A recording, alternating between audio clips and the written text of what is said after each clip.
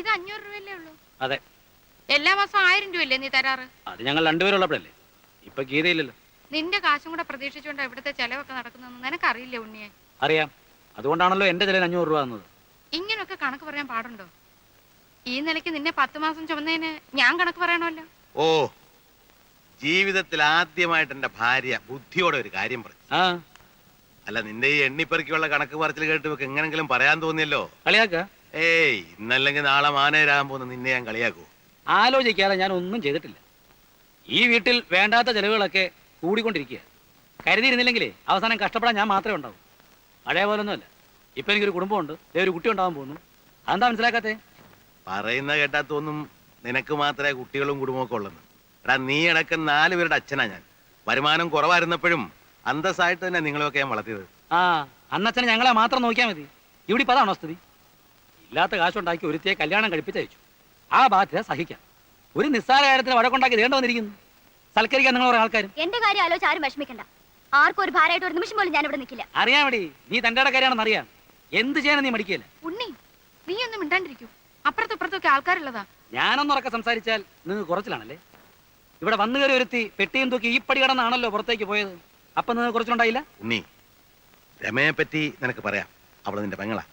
പക്ഷെ നിന്റെ അനിയന്റെ ഭാര്യയെ കുറിച്ച് പറയാൻ നിനക്ക് അവകാശമില്ല. അതും അവനോട് ഇല്ലാത്തപ്പോ.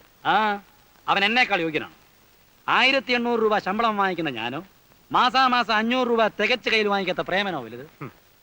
1800 രൂപ ശമ്പളം വാങ്ങുന്ന നീ വീട്ടിൽ അവന് 500 രൂപ തരുന്നു. അതും കണക്ക് പറഞ്ഞുകൊണ്ട്. മാസം 500 രൂപ തികച്ച് കൈ മേടിക്കാത്ത പ്രേമൻ കിട്ടുന്ന മുഴുവൻ തരുന്നു. രണ്ടും തമ്മിൽ വ്യത്യാസമുണ്ട് മോനെ. എന്റെ നോട്ടത്തിൽ അവൻ തന്നെയാണ് വലുത്. നിന്നെ ഞാൻ വളർത്തി പഠിപ്പിച്ച് ഈ നിലയിലാക്കിയത് എന്റെ തെറ്റ്. പഠിപ്പിച്ച് വലുതാക്കിയ കാര്യമൊന്നും പറയണ്ട. ഞാൻ കഷ്ടപ്പെട്ട് പഠിച്ചതുകൊണ്ട് ഡിഗ്രി എടുത്തു. ഒണ്ടല്ല രണ്ടെണ്ണം വേറെ. ഒരുത്തൻ നാടകം കളിച്ച് നടക്കുന്നു, ഇനി ഒരുത്തൻ 10ാം ക്ലാസ്സിൽ വർഷങ്ങളായിട്ട് കുത്തുന്നു. കടന്നോ? മതി, നിർത്ത്. നീ മിടുക്കൻ. നീ 1000-ന് വരെ 500 രൂപ അവൻ 10ാം ക്ലാസ് കിടക്കുവോ? പ്രേമന് വരുമാനം കൂടുവോ? പിണങ്ങി വന്ന് നിന്റെ പെങ്ങൾ തിരിച്ചു പോവോ? വേണ്ട. നിന്റെ സഹായം ഇല്ലെങ്കിൽ നിനക്കും കൂടെ ചോറ് തരാൻ നിന്നെ കൊണ്ട് കഴിയും. ഡേ, ആ രൂപ അങ്ങ് തിരിച്ചു കൊടുത്തേ.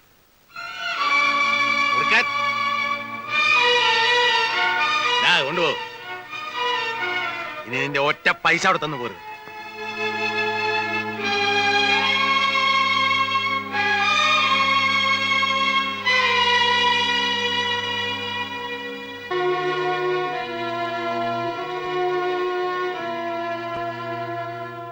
എന്റെ പൈസ നിങ്ങൾക്ക് ആവശ്യമില്ല അല്ലേ? ഇല്ല. എന്നാൽ ഇത് മാത്രം പോരാ. വേറെ ഒരുപാട് കാശ് ഞാൻ ഈ വീട്ടിലേക്ക് ചെലവാക്കിയിട്ടുണ്ട്. അതെല്ലാം എനിക്ക് കിട്ടണം.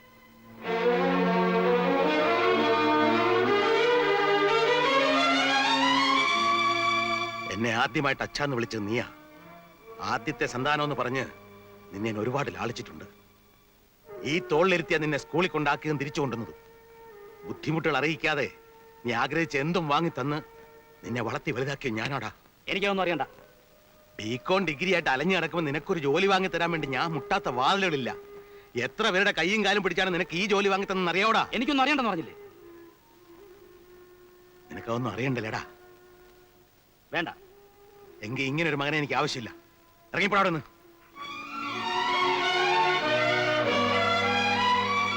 അങ്ങനെ വെറും കൈയോടെ ഇറങ്ങിപ്പോകാൻ എന്നെ കിട്ടില്ല. പുന്നാരമ്മയുടെ കല്യാണത്തിന് എന്റെ പ്രോബ്ലം ഫണ്ടിൽ 25,000 രൂപ എടുത്തു കൊടുത്തത്. ആ രൂപയ്ക്ക് തിരിച്ചു കിട്ടണം. അത് തന്നാ നീ ഇവിടെ നിന്ന് ഇറങ്ങിപ്പോവോ?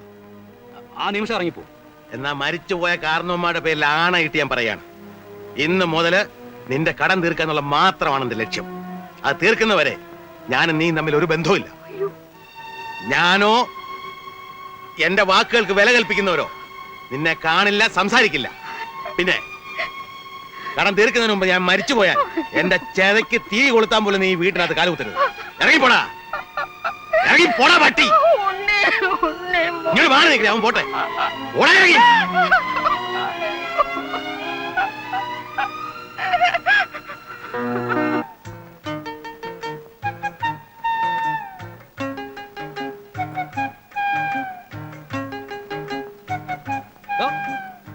എന്റെ വീട്ടിലേക്ക് ഞാൻ വാങ്ങിച്ച സാധനങ്ങൾ താനെന്തിനാ അങ്ങോട്ട് കൊണ്ടുപോകുന്നു? ഇതല്ലേ സാറിന്റെ വീട്?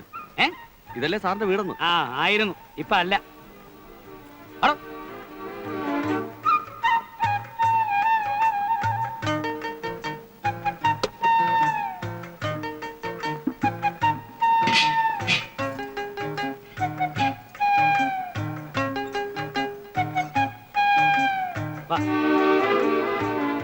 ആ അങ്ങോട്ട് വെച്ചേര്. അങ്ങോട്ട് വെക്കാനല്ലേ പറഞ്ഞേ?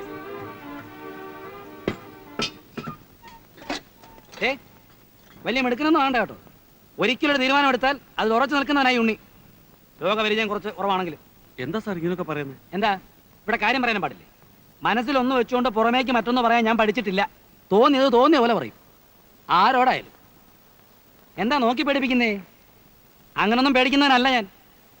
മര്യാദയെങ്കിൽ മര്യാദ, അല്ലെങ്കിൽ ഞാനും പെസക. മനസ്സിലായോ? ഇല്ല. ആ എനിക്ക് മനസ്സിലാകുകയല്ല. അതിപ്പോ എത്രയായി? 10 രൂപ.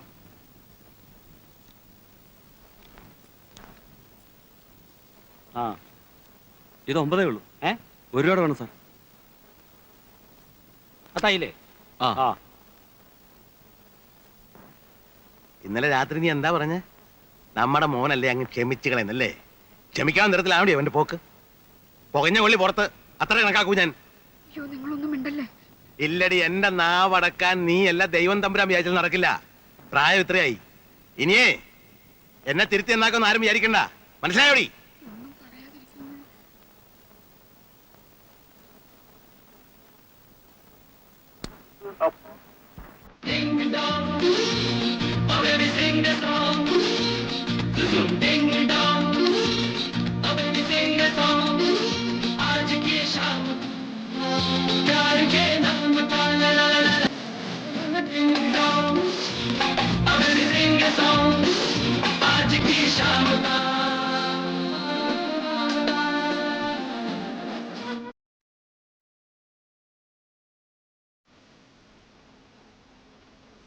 ആ കാലൊക്കെ സൂക്ഷിച്ച്. 22.6. അതെത്രയാണ്? 12.4. ആ ടേപ്പ് ശരിക്കും പിടിക്കേ. നമസ്കാരം. അല്ല ഇത് ആരപ്പാ? എന്താ ഇങ്ങോട്ടൊക്കെ? വെറുതെ മരം മുറിക്കരുതെന്ന് സർക്കാർ ഓർഡർ ഇട്ടിട്ടും ആചാരുടെ ഡിപ്പോയി തടിക്കൊരു കുറവില്ല. ബിസിനസ് നടത്താണ്ടിരിക്കാൻ പറ്റുമോ?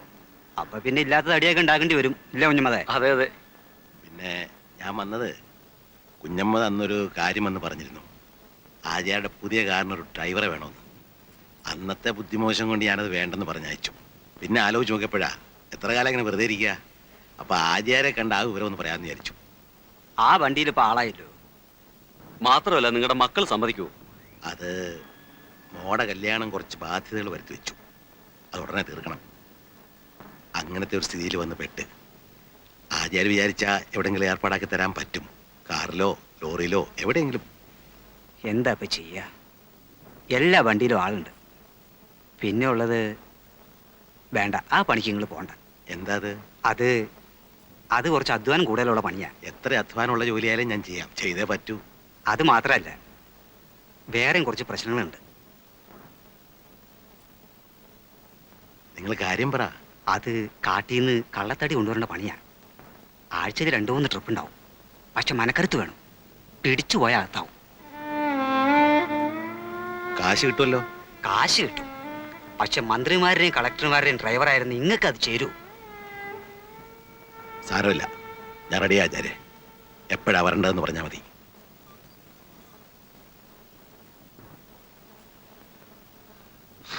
ഇന്നലെ മെനയാന്നായിട്ട് 2 കളി ഉണ്ടായിരുന്നു.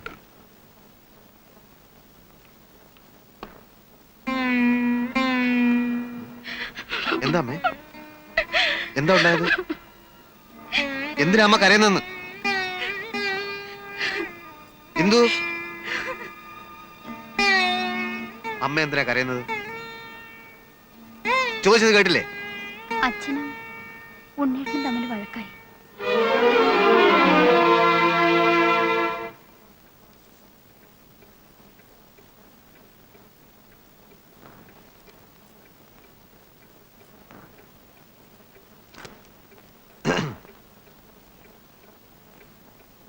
എനിക്ക് ഏട്ടനോട് കുറച്ച് സംസാരിക്കാനുണ്ട്.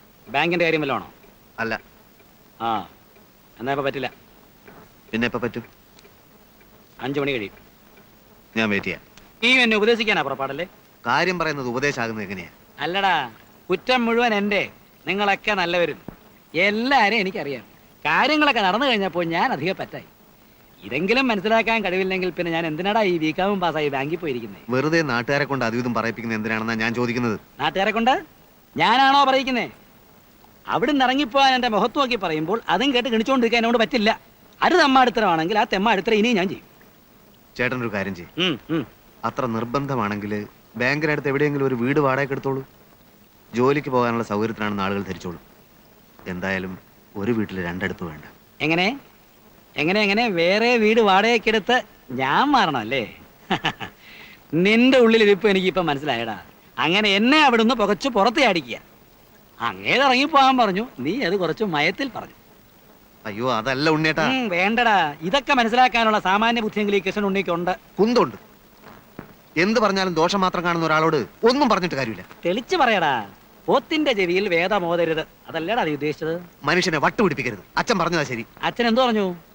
എന്നോട് മിണ്ടരുത്, ഞാൻ താമസിക്കുന്നിടത്ത് വരരുത്, അല്ലേ? അച്ഛൻ പറഞ്ഞാ ശരി.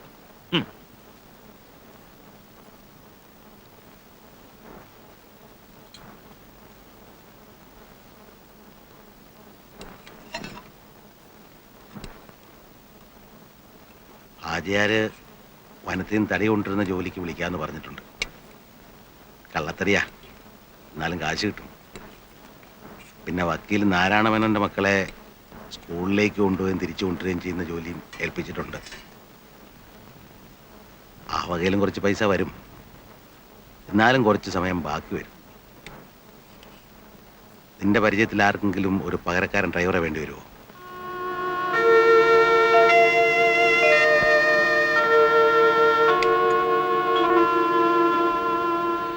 കടം വീട്ടിൻ്റെ മോനെ.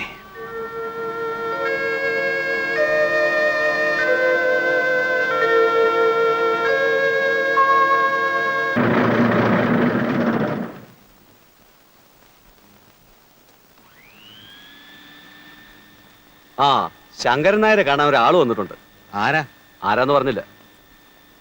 ആ, എന്താ അച്ചു ഇവിടെ? മനുഷ്യനാണോ താൻ? തന്റെ വീട്ടിൽ നിന്ന് ഒരു പെൺകുട്ടി പ്രസവിക്കാൻ പോയിട്ട് ഇതുവരെ ഒന്നും തിരിഞ്ഞു നോക്കാത്ത മനുഷ്യനാണോന്ന്?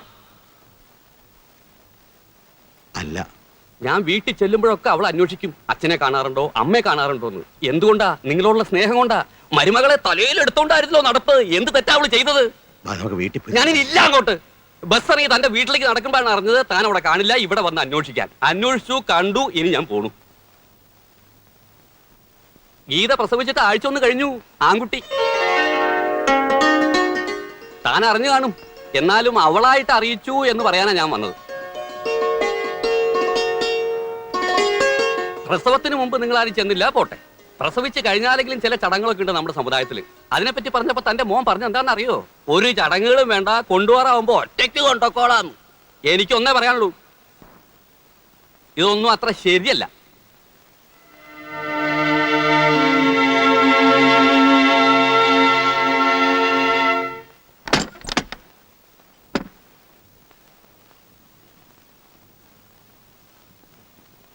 അമ്മണി,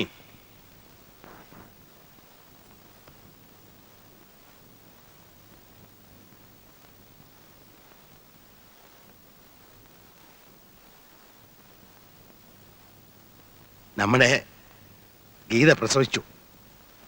ആൺകുട്ടി.